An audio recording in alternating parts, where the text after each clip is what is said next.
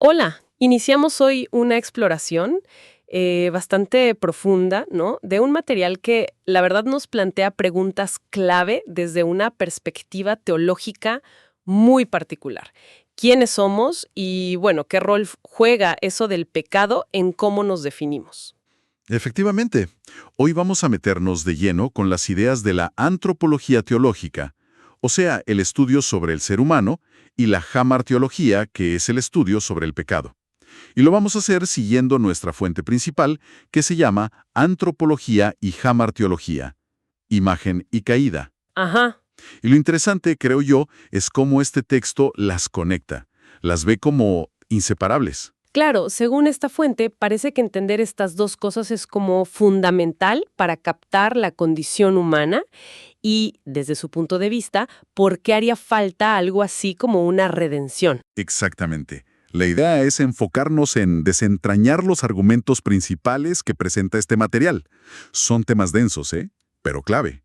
Bien, entonces la meta hoy es entender qué significa para esta teología específica eso de ser creados a imagen de Dios. Y también cómo interpreta la famosa narrativa de la caída. Y claro, ¿qué consecuencias se supone que tiene todo eso? Va a ser un viaje interesante, seguro. Sin duda, estimulante. Bueno, arranquemos entonces. Hay algo que me llama la atención de entrada en el texto. Habla del ser humano con términos que parecen contradictorios. Por un lado, somos la corona de la creación. Ujú. Y por otro, se habla de la tragedia del pecado. Hay una tensión ahí, ¿no? ¿Cómo intenta esta perspectiva reconciliar esa visión tan alta con una descripción tan sombría de nuestra naturaleza? Esa tensión es justamente el meollo del asunto.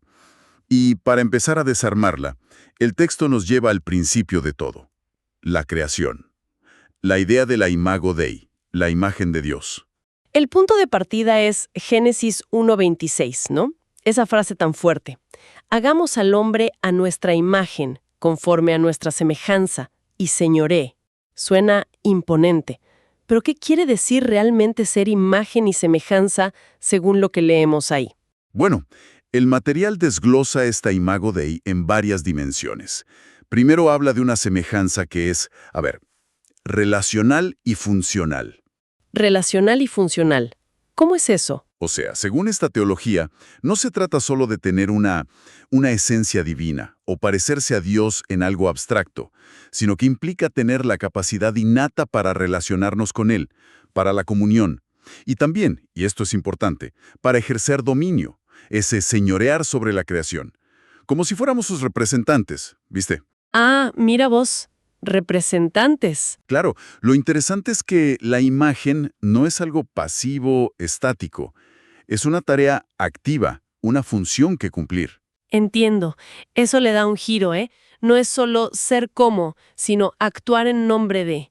Es distinto a un simple parecido. Exactamente. Y a eso se suma la otra dimensión, la moral o sustancial. El texto dice que, originalmente, el ser humano reflejaba el carácter de Dios. O sea, tenía justicia y santidad como parte de su ser. ¿Y la voluntad? Habla de una voluntad libre, sí, pero que por diseño inicial estaba como orientada naturalmente hacia obedecer, hacia la armonía con Dios. La fuente menciona algo de historia, ¿no? A Ireneo de León, allá por el siglo II. Parece que ya desde temprano se pensaba mucho en esto. Sí, sí, Él hacía una distinción entre imagen, que capaz son las cosas que aún tenemos, como la razón, la capacidad de gobernar, y semejanza, la santidad original, eso que se habría perdido o dañado con la caída. exacto. Y aunque no todos los teólogos después aceptaron esa distinción tal cual, Claro, sí muestra que la pregunta sobre qué perdimos y qué quedó, bueno, ha sido central por siglos. Es una muestra de la profundidad con que se reflexionó sobre esto. totalmente. Cierto, esa distinción de Ireneo, más allá de si se acepta o no, ilustra esa búsqueda por entender qué le hizo exactamente la caída a esa imagen divina en nosotros. Y para entender quién lleva esa imagen, el texto también nos lleva a Génesis 2:7. Ah, el pasaje de polvo de la tierra y aliento de vida. Ese mismo. Entonces Jehová Dios formó al hombre del polvo de la tierra y sopló en su nariz aliento de vida, y fue el hombre un ser viviente. El texto subraya esa constitución, digamos, dual. ¿Te referís a la unión de cuerpo y alma? Lo material y lo inmaterial. Precisamente, el texto insiste en esa idea. Un componente material, tangible, el polvo, y uno inmaterial, el aliento de vida, que se interpreta como el espíritu o el alma, de origen divino. Ajá. Pero ojo, no es un alma atrapada en un cuerpo, sino una unidad, compleja, integrada. Y es esa unidad total la que, según esta teología, fue diseñada para vivir en armonía perfecta con Dios y con todo lo creado. Entendido. Entonces, tenemos este cuadro, una creación humana, excepcional, ¿no? Con capacidades únicas, una conexión original con lo divino. Pero bueno, ahora llegamos a la otra cara que presenta la fuente, la amartiología, El estudio del pecado, ¿sí? que el término griego, nos dice el texto, significa algo así como errar al blanco. ¿Cómo describe este texto ese error fundamental, esa caída que se narra en Génesis 3? El texto ubica el origen del pecado en algo bien concreto. Desobedecer el mandato de Dios sobre no comer del árbol, ese de la ciencia del bien y del mal. El de Génesis 2:17. Exacto. Que además venía con una advertencia muy clara. El día que de él comieres, ciertamente morirás. Pero el análisis de la fuente va más allá del acto en sí, se enfoca en la naturaleza esencial de ese primer pecado.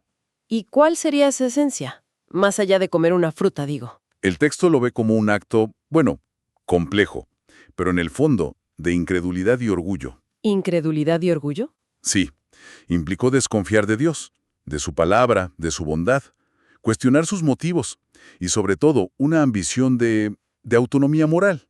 Ese seréis como Dios sabiendo el bien y el mal. Ah, claro. Esa búsqueda de definirse a sí mismos, de ser autosuficientes, al margen de Dios. Ese es el núcleo del problema, según esta visión. Y la consecuencia inmediata que marca la fuente es la muerte espiritual. Muerte espiritual. ¿Cómo la define el texto? Suena fuerte. No la define como que dejas de existir, sino como una separación, Radical. una ruptura de la relación vital armoniosa con Dios, que es la fuente de la vida y del propósito para el que fuimos creados, según esta teología. Entiendo. Es como si desconectaras un aparato de la corriente. Sigue ahí, pero no funciona. Entra en decadencia. Esa fractura, esa desconexión fundamental, esa es la esencia de la muerte espiritual que describe. Y aquí es donde la cosa se pone realmente compleja, ¿no? Y quizás hasta contraintuitiva para algunos.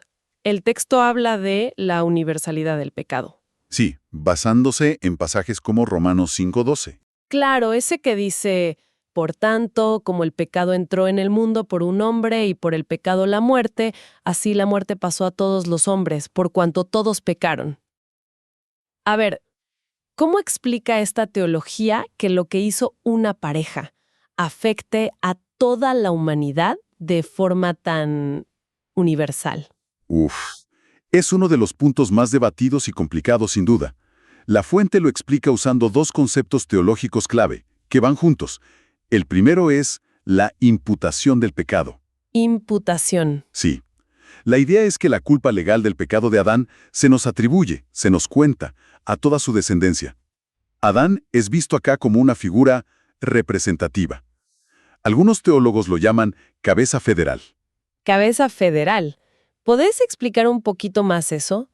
Suena muy formal. Claro. La idea de cabeza federal o representante es parecida a ver, como un embajador o un presidente toma decisiones que obligan legalmente a toda la nación que representa. Ah, ok. Bueno, según esta visión, Adán actuó en nombre de toda la raza humana futura. Su desobediencia entonces no solo lo afectó a él, tuvo consecuencias legales para todos los que él representaba. Consecuencias legales. Sí, resulta en una condición universal de culpabilidad y condenación ante Dios. Es como un estatus legal que heredamos. Entiendo la analogía.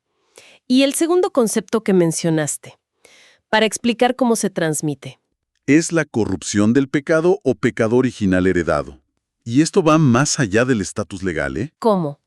Argumenta que no solo heredamos la culpa de Adán, sino también una naturaleza corrupta, una disposición interna, una inclinación hacia el mal. Ya no es solo un veredicto legal de afuera, sino una condición interna que nos afecta moral y espiritualmente. O sea, no solo somos culpables, sino que también estamos inclinados a pecar. Exacto. El texto seguro cita el Salmo 51.5.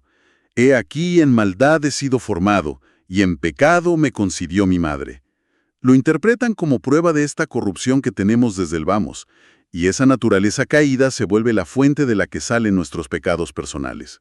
Estas ideas, la culpa imputada y la naturaleza corrupta heredada, son tremendamente fuertes. Y la fuente dice que fueron desarrollados por teólogos muy influyentes, ¿no? Totalmente. El texto destaca a Agustín de Hipona, allá por los siglos IV y V, como una figura clave. El debate con Pelagio, ¿verdad? Justamente. Pelagio decía que nacemos neutros moralmente, que podemos elegir el bien solos, y Agustín le respondió con todo. Argumentó que el pecado de Adán no solo nos lastimó, sino que corrompió totalmente la naturaleza humana. Totalmente. Sí, y que esa corrupción se transmite de generación en generación, biológicamente casi. De ahí viene su famosa frase sobre el hombre caído, non posse non peccare, o sea, la incapacidad de no pecar por nuestras propias fuerzas, sin la ayuda de la gracia de Dios. Qué visión dura, ¿no? De la capacidad humana después de la caída. Desafía mucho las ideas modernas de autonomía. Sin duda. Y siglos más tarde, Juan Calvino, en el 16, sistematizó y profundizó esto con su doctrina de la depravación total. Ahora, ojo, es clave entender qué quiere decir total acá. Y la fuente seguro lo aclara. A ver, No significa que todos seamos tan malos como podríamos ser, ni que no podamos hacer cosas buenas en lo civil, digamos. ok. Total, en esta doctrina significa que el pecado afectó todas las partes de la persona. El intelecto, las emociones, la voluntad. Ninguna parte quedó intacta o libre de su influencia distorsionadora, especialmente en lo que tiene que ver con la relación con Dios. Entonces, la totalidad se refiere a la extensión de la corrupción, a que afecta todo, no necesariamente a la intensidad del mal en cada acto. Exacto. El resultado, según esta perspectiva calvinista que presenta la fuente, es que el ser humano caído es radicalmente incapaz de agradar a Dios, de buscarlo de verdad o de elegir el bien espiritual por sí mismo. Cualquier paso hacia Dios o la justicia verdadera tiene que ser iniciado y capacitado por la gracia de Dios que regenera. Esta idea de depravación total, así como la explica la fuente, choca bastante con las nociones comunes de libertad, ¿no? ¿Explica el texto cómo entra ahí la responsabilidad humana si la capacidad está tan comprometida? Aunque la naturaleza esté corrupta y la voluntad, digamos, esclavizada al pecado en cuanto a buscar a Dios, los humanos igual tomamos decisiones y somos responsables. ¿Cómo funciona eso? La depravación, según esta visión, no anula la capacidad de elegir, pero sí inclina esa elección consistentemente lejos de Dios y hacia el yo. La responsabilidad está en que pecamos voluntariamente, siguiendo nuestros deseos caídos, aunque seamos incapaces de elegir lo contrario sin la gracia. Es una tensión compleja, ¿viste?, entre incapacidad y responsabilidad, que esta teología mantiene. Entendido. Es una distinción sutil pero importante dentro de ese esquema.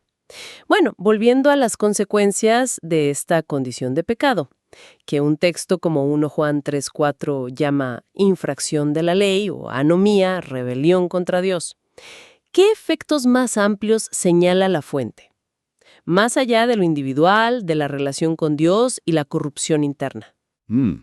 La fuente describe un panorama de consecuencias bastante extenso y sombrío, la verdad. Primero, repite lo de la muerte espiritual, esa separación de Dios que ya hablamos. Sí. Segundo, introduce la muerte física. Argumenta que la vulnerabilidad del cuerpo, las enfermedades, la decadencia y, al final, la muerte física, no eran parte del diseño original. Son una consecuencia directa de que el pecado entró al mundo. Seguramente cita Romanos 6:23, porque la paga del pecado es muerte. Y ahí terminan las consecuencias, en lo espiritual y físico de cada uno. No, según la fuente, el impacto es todavía mayor. Introduce un tercer nivel, devastador, la corrupción cósmica. Corrupción cósmica, ¿qué es eso? La idea es que la caída humana arrastró a toda la creación consigo. que el desorden moral y espiritual que introdujo el hombre tuvo efectos físicos en el mundo natural? ¡Wow! Eso de la corrupción cósmica es fuerte.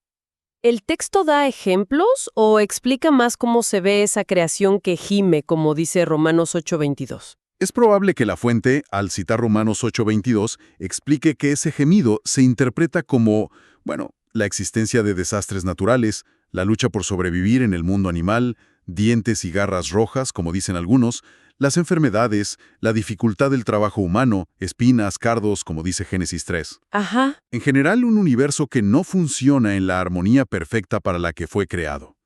No es que la naturaleza sea pecadora en sí misma, sino que está sujeta a frustración, a corrupción, como resultado indirecto del pecado humano, y que está esperando, según esa misma teología, una restauración futura. entiendo.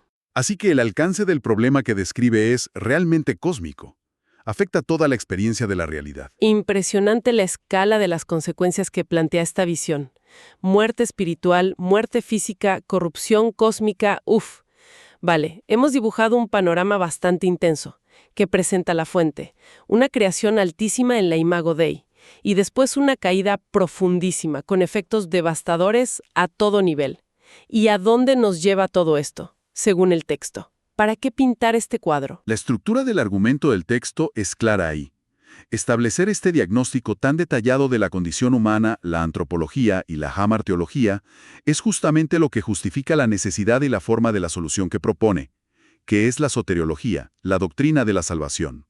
Claro. Al describir una humanidad creada para algo glorioso pero que ahora está fundamentalmente rota, con esa imagen de Dios dañada y bajo juicio, bueno, la fuente establece la lógica interna para necesitar una intervención divina, radical, externa. Desde esta perspectiva, no hay forma de arreglarse uno mismo. Es como decís, el diagnóstico detallado de la enfermedad para justificar por qué se necesita esa cura específica. Exactamente. La profundidad y la extensión del problema, pecado original, depravación total, consecuencias cósmicas, exigen una solución igual de profunda y poderosa. Si conectamos esto con el panorama teológico más amplio que presenta la fuente, esta descripción no es pesimismo por pesimismo, es la base indispensable sobre la que se construye la doctrina de la redención. Y supongo que acá es donde entra de lleno la figura de Cristo en la narrativa que expone la fuente. Mencionaste la referencia de Romanos 5:19 que lo llama el segundo Adán. Hay una simetría ahí. Interesante. ¿Correcto? Esa simetría es central. La conclusión teológica que ofrece el texto es que la vida, muerte y resurrección de Cristo son la respuesta divina directa al problema que planteó el primer Adán. Ajá. Si la desobediencia de Adán trajo pecado, culpa y muerte para todos los que él representaba, bueno, la obediencia perfecta de Cristo, el segundo Adán, según esta visión, da justicia, perdón y vida a todos los que representan por la fe. Entiendo. Su obra se ve como la restauración de lo dañado, la reparación de la relación rota, y como la única vía que se ofrece para restaurar esa imagen rota de Dios en la humanidad y eventualmente en toda la creación. Es básicamente la solución que esta teología específica propone al problema tan complejo que ella misma delineó con tanto detalle. Fascinante ver cómo todas las piezas encajan, ¿no? Creación, caída, consecuencias, redención. Todo tiene una coherencia muy fuerte dentro de este sistema teológico particular que presenta la fuente. Es sin duda un marco conceptual muy consistente internamente, aunque, bueno, teológicamente denso y con implicaciones muy profundas. Bien, capitulanos rapidito los puntos clave que sacamos de este material. Empezamos con esa visión alta de la creación humana a imagen de Dios, destacando sus dimensiones relacionales, funcionales y morales originales. Ujú. Luego, nos metimos en la amartiología. Analizamos la caída no solo como desobediencia, sino como esa búsqueda de autonomía que rompió la relación con Dios. Exploramos cómo esta perspectiva teológica explica que el pecado sea universal, usando los conceptos de imputación de la culpa, Adán como representante, y la herencia de una naturaleza corrupta. Vimos cómo figuras como Agustín y Calvino desarrollaron ideas como la depravación total para describir esta condición. Y finalmente, subrayamos las consecuencias tan amplias que señala la fuente. Muerte espiritual, o sea, separación. muerte física, la decadencia e incluso una corrupción que afecta a todo el cosmos. Sí. Y todo esto, dentro de la lógica interna de este texto, establece la necesidad imperiosa, diría, de una redención que venga de afuera, divina. Un resumen preciso del recorrido que hicimos por los argumentos principales del texto sobre la condición humana, desde su origen hasta su estado caído y las implicaciones que se derivan según esta visión particular. Excelente. Y para cerrar nuestra charla de hoy, ¿qué te parece si dejamos una reflexión final? Algo que conecte estas ideas con nuestro mundo actual. Me parece perfecto. A ver, se me ocurre algo para pensar. Esta exploración nos presentó una visión teológica de una imagen divina rota en la humanidad. Una dignidad que está ahí, inherente, pero profundamente dañada, y que según esta perspectiva necesita ser restaurada desde afuera. Sí. Entonces, más allá de si uno comparte o no esta creencia religiosa específica, la pregunta podría ser, ¿cómo podría esta idea, la de una dignidad humana fundamental, pero a la vez vulnerable y necesitada de sanación o restauración, influir en cómo valoramos y tratamos a los demás hoy, incluso en ámbitos totalmente seculares? Buena pregunta. ¿Qué implicaciones podría tener para cómo entendemos la responsabilidad personal y colectiva frente al sufrimiento, a la injusticia, o para el debate sobre la libertad y sus límites, o incluso para esa búsqueda tan actual de sentido, de propósito, de transformación personal? ¿Resuenan de alguna forma estas ideas antiguas en todo eso? Una pregunta muy potente. Sí, señor. Nos invita a reflexionar sobre el eco de estas ideas teológicas tan antiguas en nuestros dilemas y búsquedas más actuales. Con esto cerramos nuestro análisis profundo de hoy. Muchísimas gracias por habernos acompañado en esta conversación. Gracias. Esperamos que haya sido tan esclarecedora e interesante para quienes nos escuchan como lo fue para nosotros. Hasta la próxima.